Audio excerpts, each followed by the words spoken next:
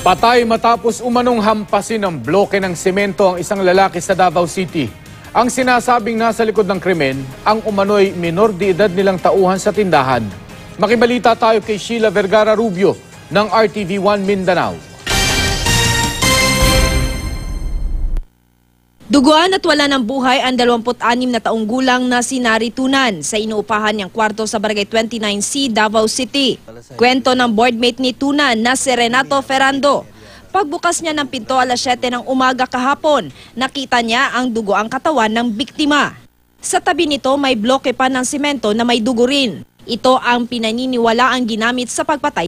Ayon sa live-in partner at kasosyo sa negosyo ni Tunan na si Perla Nazario. Naiwan sa bahay si Tunan at kanilang empleyado na si Carlo. Hindi niya tunay na pangalan, na ayon sa mga pulisya ay 17 taong gulang. Pagikan ako kahapon, tulog silang duha. Niya, magbalik na ko, anak naman, wala na siya. Niya, patay na ang isa.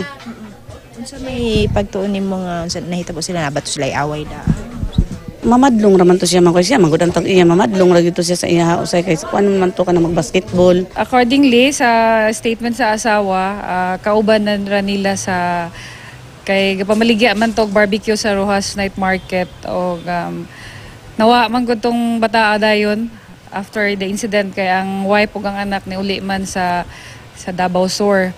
So pagbalik nila, nakaplagan na lang nilang patay na ang ihang bana o nawala na pod tong kabag-abag nila sa ilang barbecuehan. Nawawala rin ang pera at cellphone ng biktima na posibleng kinuha raw ni Carlo. Tinutugis na ngayon si Carlo. Sheila Vergara Rubio, Nagbabalita, Pilipinas.